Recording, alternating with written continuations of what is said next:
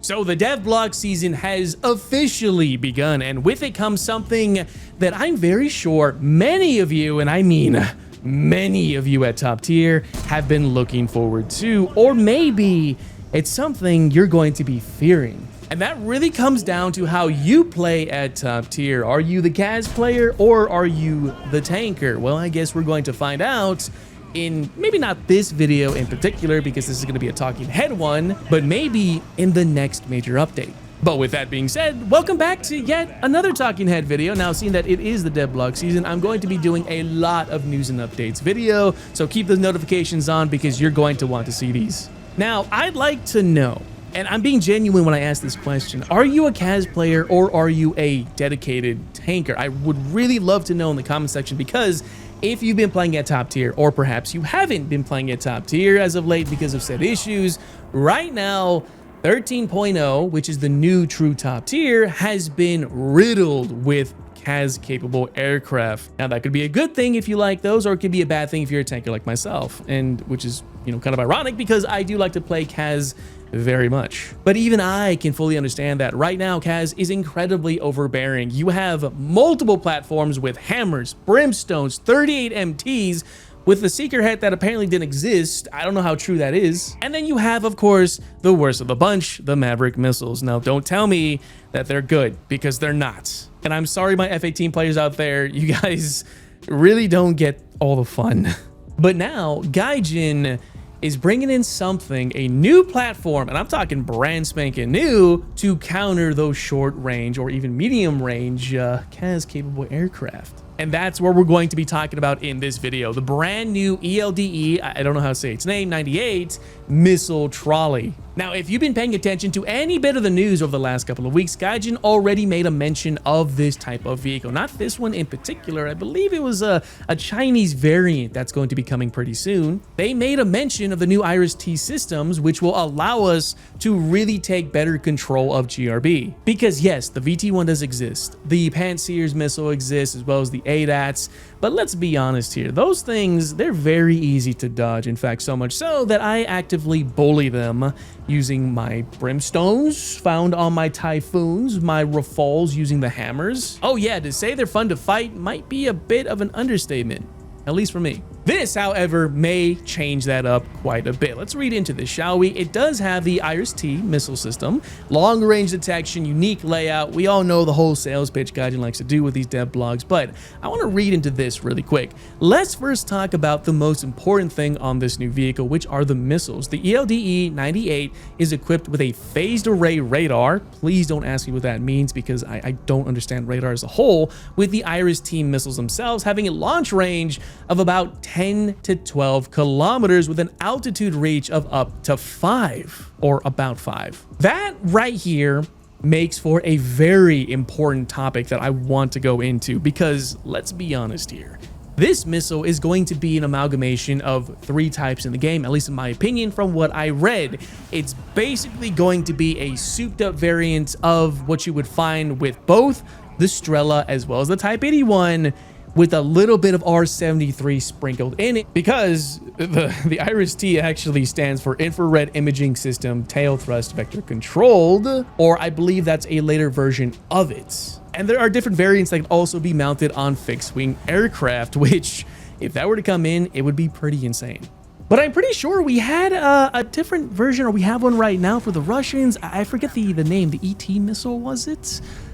Which allows you to have a long-range IR missile, and that thing, even today, is still pretty nuts. Now, will this missile be allowed to have all the capabilities from what I'm reading? 60G overload, data linked, which I assume it will be, because again, this is an IR missile, although it does have, of course, from what you can see, a radar mounted system, which should feed the information to the missile itself. But I don't want to go too far in detail about that, because in truth, it's not my strong suit. But going back onto the important part about the 10 to 12 kilometer with an altitude reach of 5 kilometers, excuse me, my little lisp came out. Yeah, believe it or not, I actually grew up with a lisp, and I had to get that corrected, and it does show from time to time. Now, to anyone who's been playing any sort of Su-30, Su-34, Rafale, etc., you would know that 5 kilometers is actually not that high up. which means if you're sitting at 6-7 kilometers, which is a very common place to be at, you're able to rain down missiles on all your targets, including this one, given that this thing has no armor. So all you have to do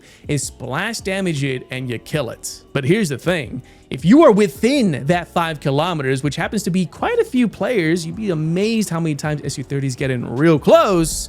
This is going to be devastating. Imagine the Type 81's missile on steroids. And if you aren't familiar with that missile platform, it's the Japanese one. If you get in close enough, if say maybe you're at 6 or 7 kilometers, maybe even 5 kilometers, if that missile is coming for you, there's only 2 things you can do. One is turn and burn and get the hell out of there, or just face the fact that you're going back to the hangar. Same can kind of be said for the Strela missile, but I don't know what Gaijin did to it. I feel like I can flare it from time to time now. But taking a look at the rest of the dev blog, there's not a whole lot of information with it. You will be able to rearm this using the supplied ammo box. But diving away from the dev blog itself, I do want to go into the discussion about the state of top tier right now. And I'm going to be using my own personal experiences and opinions, of course, so please bear with me. And if you disagree or agree with it, let me know, please, in the comments.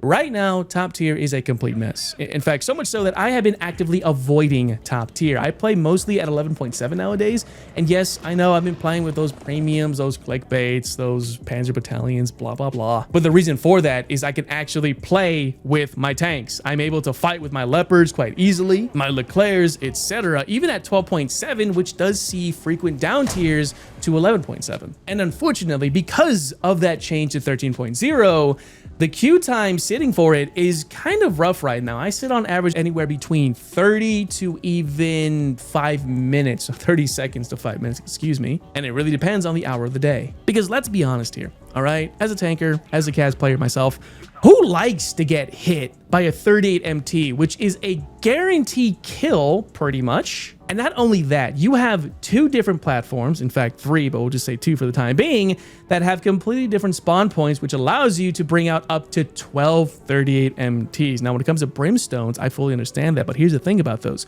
You have to maintain a lock and you have to be in pretty close in order to use them effectively.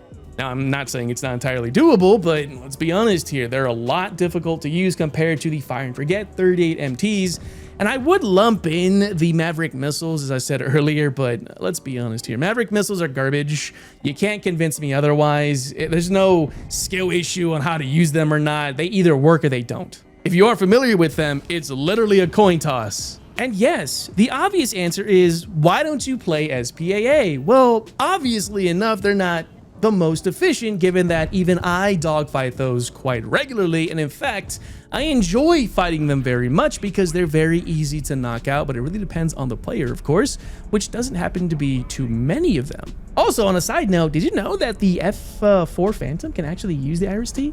Yeah, that'd be interesting if they brought it in. Maybe as an event vehicle with 2 missiles or something. Just saying, that would be hilarious. Now, here's the more important question I'm sure many of you are asking right now is whether or not this is actually going to change up top tier. Well, I guess that really remains to be seen. What I think personally is you're not just going to have to go full burn, sit in the sky for a little bit, throw those missiles out. No, instead this time you're gonna have to understand that, hey, maybe I want altitude, which puts me in range of ET1s. Maybe I want to go to the sides, but if I'm within 10 to 12 kilometers, I'm still within engagement distance of said Iris-T. But whether or not that's true, I guess is going to be anyone's guess. But again, let me know down in the comment section below what you guys think, and thank you so much for taking the time to watch this. Maybe you're sitting in the shower and you're listening to this talking head. Maybe you're sitting on the toilet, you're just having it there on the corner and you're listening to my voice, which, by the way, 2-ply toilet paper is superior.